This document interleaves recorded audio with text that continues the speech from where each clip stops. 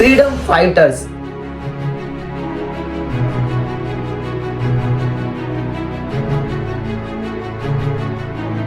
यानी कि स्वतंत्र सेनानी।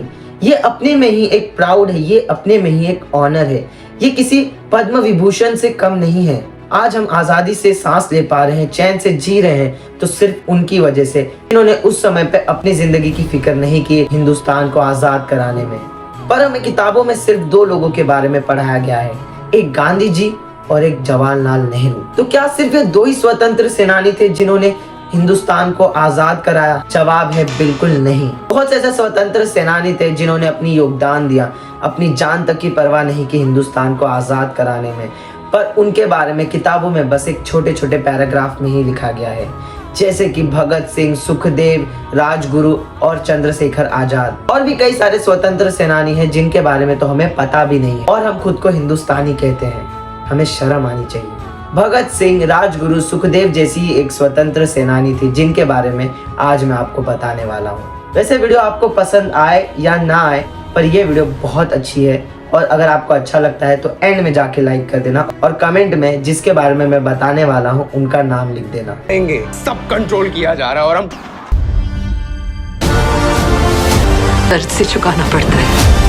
उनका नाम है उषा मेहता। मुझे ये यकीन है कि आप लोगों ने ये नाम पहली बार सुना होगा। उषा मेहता ने लोगों के बीच जागरूकता फैलाने के लिए इंडिया में सबसे पहला रेडियो स्टेशन स्थापित किया, जो कि सुनने में और बोलने में जितना आसान लग रहा है, पर उस समय में जब ब्रिटिश हुआ करते थे तब ये चीज बहुत ज्यादा मुश्किल थी, क्योंकि ब्रिटिश के खिलाफ आवाज उठाने की एक ही सजा थी, मौत।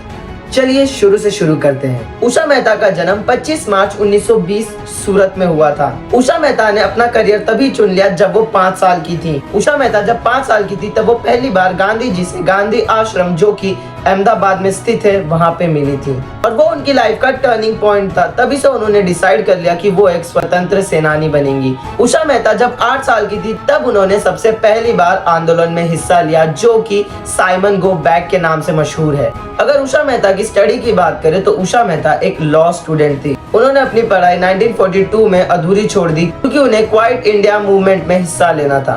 इन 1942 जब क्वाइट इंडिया मूवमेंट चल रहा था तब गांधी जी ने, यानी कि कांग्रेस ने, non violent peacefully movement aim रखा, यानी कि शांति से और अहिंसा के साथ हम हिंदुस्तानी ब्रिटिश को हिंदुस्तान छोड़ने पे मजबूर कर देंगे। यही था क्वाइट इंडिया मूवमेंट। जब क्वाइट इंडिया मूवमेंट चल रहा था तब उषा मेहता जी भी आंदोलन में शामिल होना चाहती थी, पर उससे ज्यादा जरूरी था लोगों को क्वाइट इंडिया मूवमेंट के बारे में पता चले। इसलिए उषा मेहता जी ने सोचा कि वो एक रेडियो स्टेशन स्टार्ट करेंगी। नानिक मोटवानी जी ने, जो कि शिकागो रेडियो स्टेशन के मालिक थे, उन्होंने उषा मेहता जी की मदद की कि कैसे वो रेडियो स्टेशन स्टार्ट कर सकती हैं। उषा मेहता ने अपने फ्रेंड्स को लेकर रेडियो स्टेशन स्टार्ट कर दिया, और उनका सबसे पहला पॉडकास्ट हुआ 1942 14 अगस्त को। उषा मेहता जी ने पॉडकास्ट की स्टार्टिंग में एक लाइन कही थी, ए वतन मेरे वतन नाम पे एक वेब सीरीज रिलीज हो रही है जिसकी लीड एक्टर है सारा अली खान, और पिक्चर का नाम भी है ए वतन मेरे वतन।